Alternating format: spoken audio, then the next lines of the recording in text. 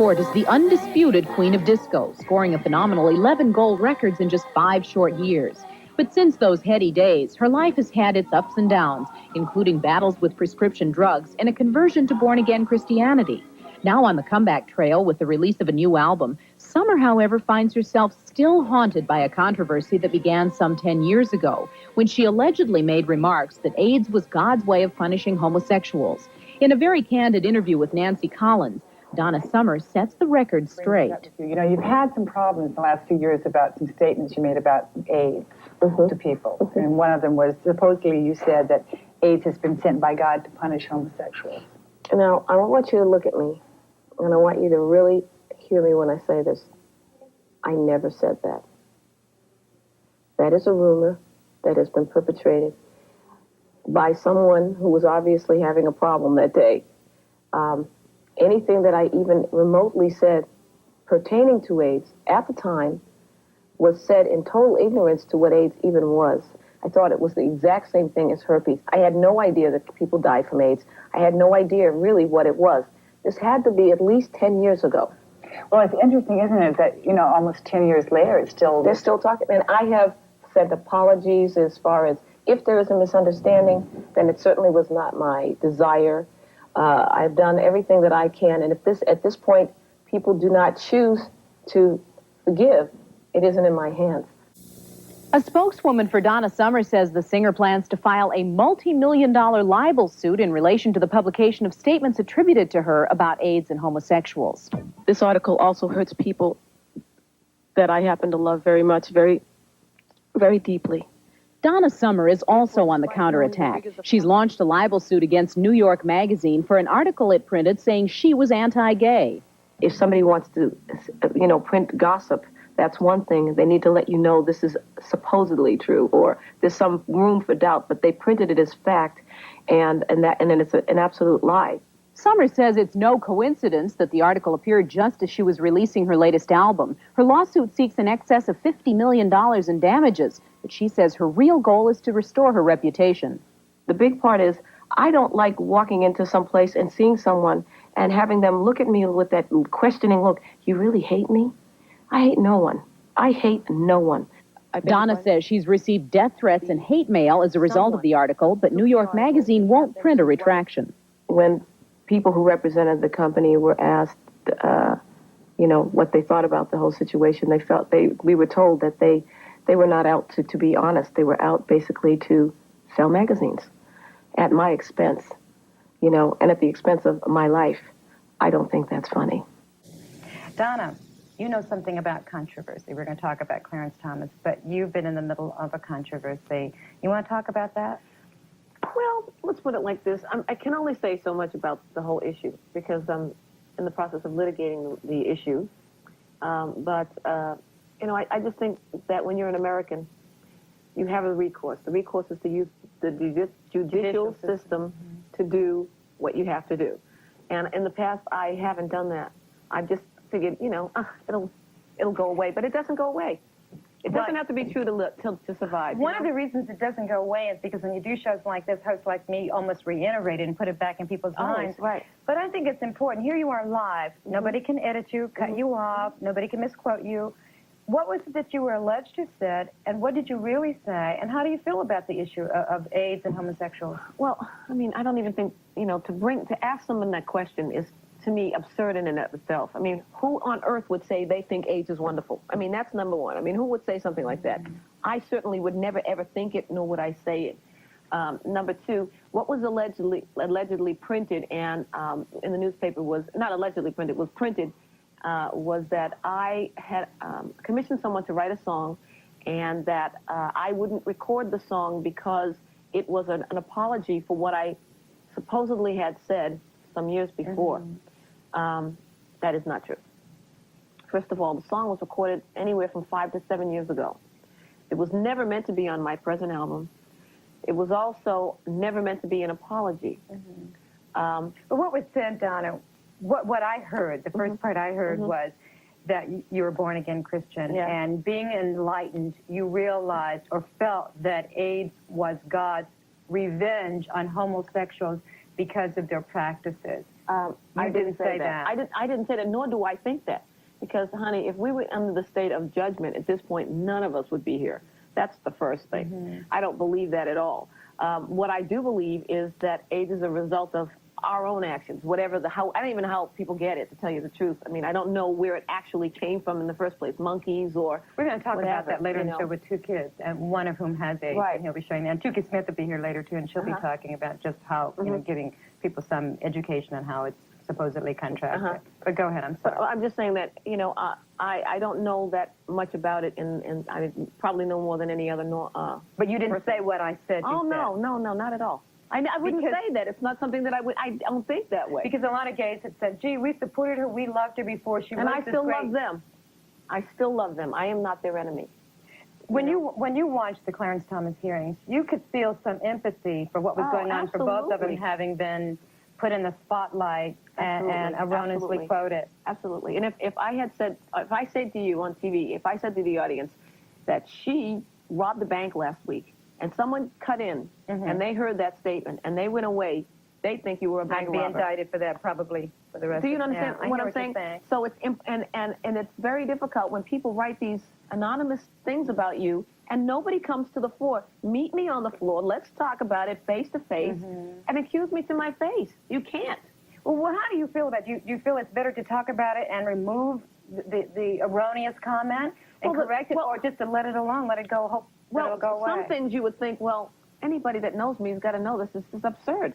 But then when you keep hearing it, if I had gone to court and been committed to, put in jail for this, whatever it is that I supposedly had done, I would have paid the crime by now, 10 years later, and I would be out of jail. And I am still talking about this issue. Are you suing New York Magazine? I certainly am. I am absolutely. Are they the suing ones them. who printed that? They are the ones who printed it, and a lot of people were angry and hurt, and rightfully so. Rightfully so. And had I read something about black people that I felt was derogatory and was said by someone that I felt I liked or whatever, I'd be offended as well. So I can understand why someone would be offended. Have you ever felt that your beliefs are in conflict with your career? Oh, yes. Very often are. Yeah. They are. Well, I mean, we know where the world is, so it's difficult, sometimes to believe. Because I think people very often feel if you believe in God and they don't believe in God, that you are accusing them or you're going, you're judging them. But I'm not. It's for me. I need it, You used to have a very big gay following, but then I think 5 years ago they turned against you, burned your records in the streets even. We read about it. Yes.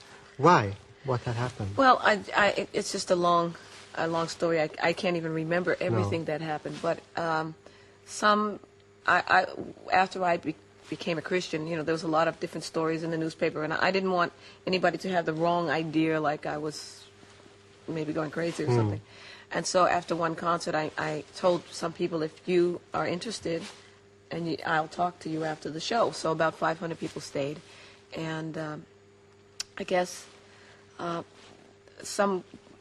the end, some boys were asking me some questions, and I guess they were gay, and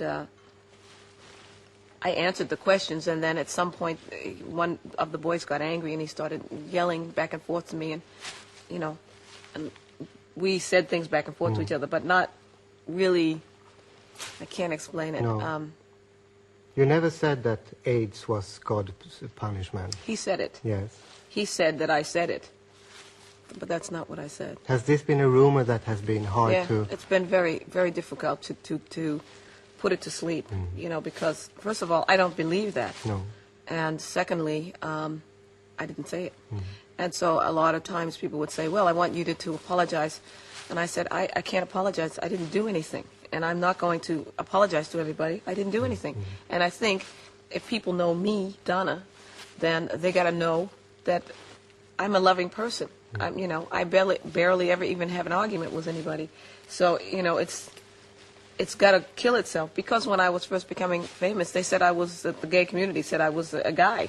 So I figured, this is another rumor, this is going to die too, So I didn't really get too bothered about it, actually, because I felt like it's just another one of those rumors. And I hope that people that really know me and love me will know that it's not the truth. I don't think anybody could really make that statement. Also, I think 5 years ago, He didn't know anything about AIDS. So if I made any mention of the word of AIDS, it was to me the same as, no, I won't say syphilis, but, you know, it was like, something you get if you fool around. And it wasn't something that was deadly. I didn't know people died from it at the time. You know what I'm saying? So it wasn't, when people read it, it's like, certainly I knew nothing about it. And so anyway, it was really taken out of context, something, and that's all that there is. There was also a little rumor years ago, and I had a discussion with Peppy and Cocky, 2 friends of me. They're a big fan of you, and I said there were also a little bit rumors about your ideas about homosexual people. What was the truth about that? What? There was in our... No, that was for press. Somebody made up a story. And How come? I don't know. Maybe I was too famous at the time. They didn't want me to be not so famous. But you were surprised also by I was shocked. Yes. What did you do about that? I said it wasn't true, but, you know. And they believed you? Well, obviously not, because you're still asking me the question. No, I said it was a rumor. I think somebody heard that I was a Christian, and then they thought, well, if she's a Christian, she must not like this, whatever. Who knows? I don't know. It's 20 years ago. We were the biggest fan of you. Hey, yes, our kind of people. Yes. I love you, too. I love you, too. Why do you think you have such a strong gay following? Because, I don't know, we love each other, that's why. I don't know, it's just, I think I get it, you know? I get it. They get me and I get them.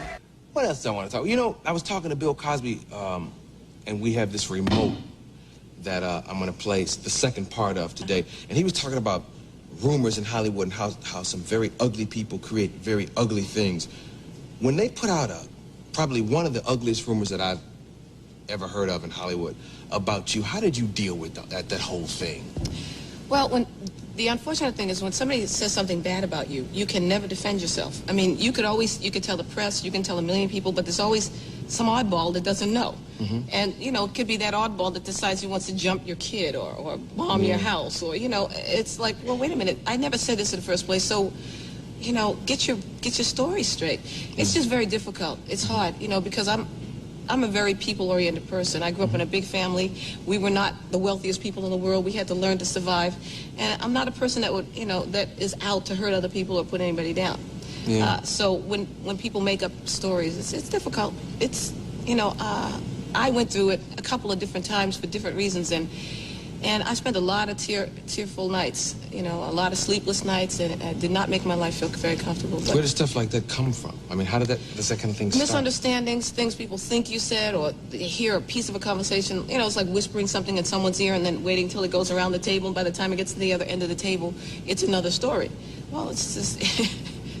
But Donna, if it was in the Inquirer, you know it's true. Yeah, but you know, I mean, but I mean, whispering. This was absurd. I mean, yeah, well, I've seen you perform, and as fine as you are, baby, a rumor that you were a man was absurd to me. It was insane. Well, after having a daughter, my mother had to defend that rumor, for example. But before the daughter, I knew you were a woman, baby. Ooh. I've got some fan. I mean, come on. Yes.